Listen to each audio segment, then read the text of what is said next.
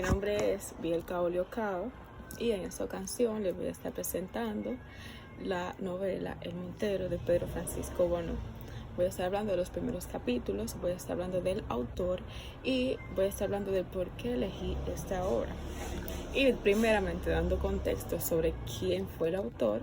fue Pedro Francisco Bono, nacido en 1828 en la ciudad de Santiago de los Caballeros y muerto en 1906 en San Francisco de Macorís. El documento que estuve utilizando para hacer esta encomienda o esta tarea y para obtener mi novela es proporcionado por el Ministerio de Educación Superior y más específicamente por el ISFODOSU o el Instituto Salomé Ureña, que son este tipo de documentos que son implementados para fomentar la educación y para fomentar también que nosotros como estudiantes dominicanos aprendamos sobre nuestra cultura y sobre aquellas obras que son emblemáticas en nuestro país. Propiamente hablando de la obra, según lo que investigué por internet, esta novela fue la primera novela escrita como dominicanos, aunque fue publicada tiempo después en París, pero fue la primera novela escrita por un dominicano aquí en esta isla. Volviendo otra vez al tema central, que era el autor, como dije anteriormente, en mi documento del Ministerio de Educación dice varias cosas. Como en tareas anteriores, yo estuve realizando mis tareas, como por ejemplo el ensayo que escogía Camila Enríquez Ureñas de unos documentos similares, pero esta vez que son repartidos por la Fundación Corripio, pero esta vez fue del Ministerio de Educación, pero tienen el mismo formato, que me imagino que fue repartido por básicamente las mismas personas que crearon el de Fundación Corripio. Y es que dice que el documento está justamente hecho para implementar el aprendizaje oportuno de nosotros como estudiantes. El documento, además de la novela, trae la vida y la obra del autor, en este caso Pedro Francisco Bono, que como dije, nació en Santiago en 1828. Nos da un contexto de lo que es Santiago en este momento, que es básicamente el Cibao Central, que hace frontera con las diferentes partes del Cibao, y que aquí habita la mayor cantidad de pobladores que habían en esa época y la clase dominante en ese momento, que era la campesina. Nos dice que nuestro autor fue pobre, de educación autodidacta, porque según él mismo cuenta en una de sus obras, su vida era la pobreza y esa era su vestimenta. Entonces, aún siendo pobre, fue un filósofo, fue un escritor, periodista y sobre todo era una persona que tenía muy pendiente a la clase vulnerable, por lo que según el mismo documento dice, fue de las personas o de las figuras que implementó un movimiento de pensamiento en la política, ya que fue político. Se trasladó a muy temprana edad a San Francisco de Macorís, donde desempeñó cargos políticos, pero teniendo en cuenta a la clase campesina o la clase trabajadora dominicana, que eso fue algo que lo distinguió entre muchos otros autores que vamos a ver en esa etapa de la novela. También nuestro autor fue tan aclamado por la crítica o por la población del país, que se le rogó en más de una ocasión que fuera presidente de la República, cosa que él se negó. Bueno, volviendo a su niñez, sabemos que fue pobre y él mismo cuenta que su abuela era francesa y que él se crió bajo los mandamientos o los ideales de esta abuela. Llegado a un punto en la dictadura de Pedro Santana, fue exiliado, entonces comenzó sus viajes por el extranjero, empezando por Estados Unidos y luego en Europa. Dicho esto, se fue formando como un pensante, como un pensador,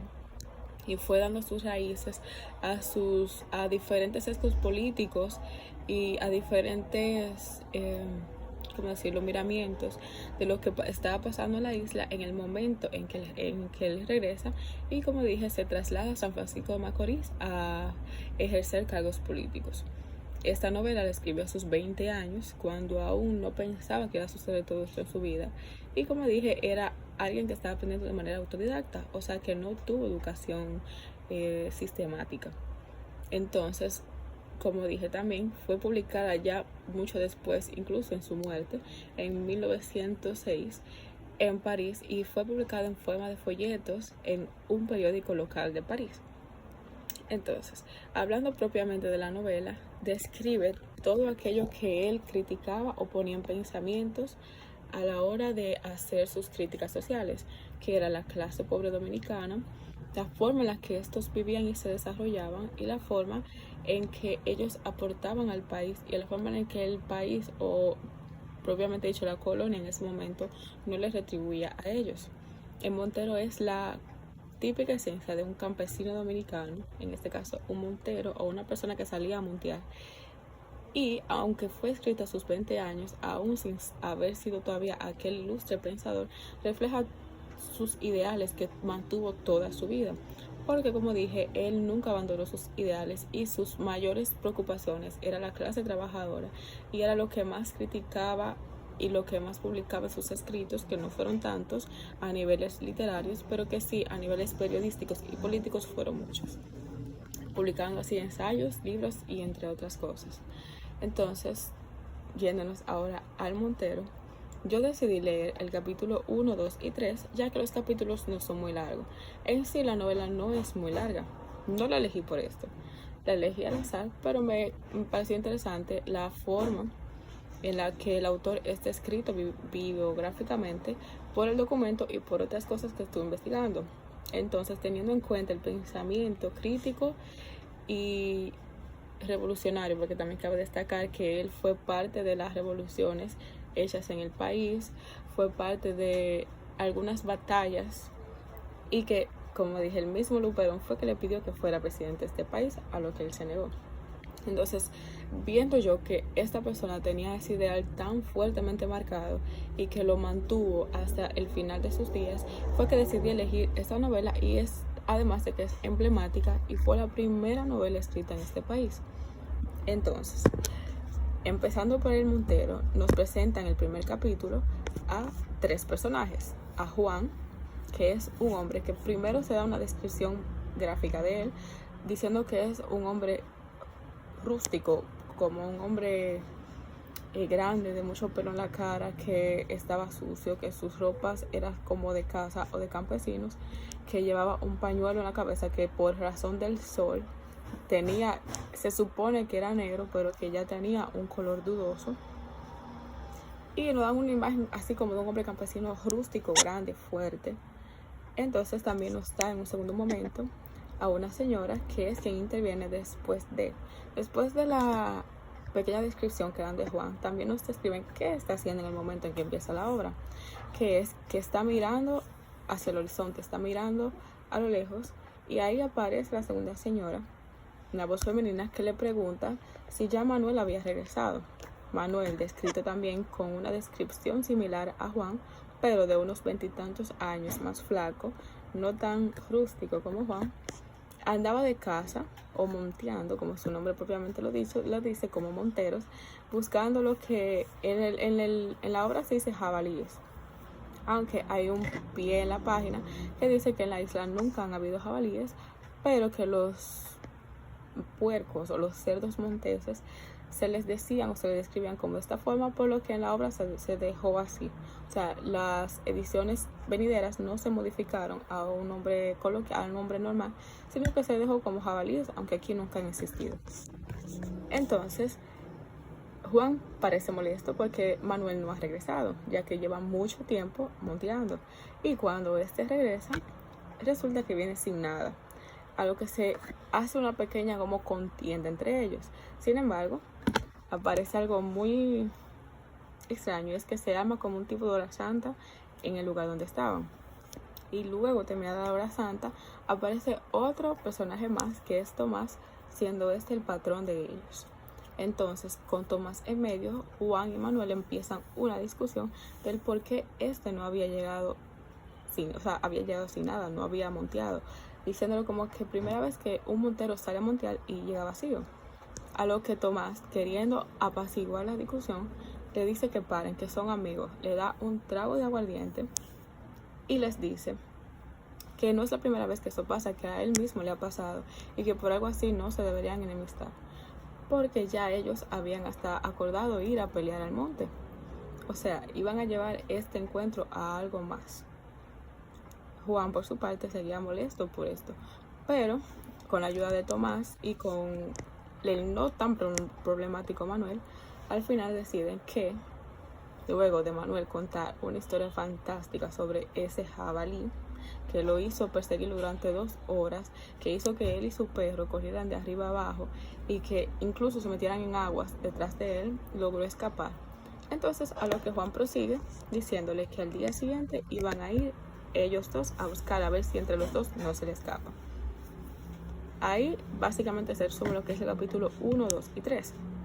que como el mismo libro dice, es una descripción de la vida diaria de un montero o de un campesino. O sea, no es una obra de ficción, no es una obra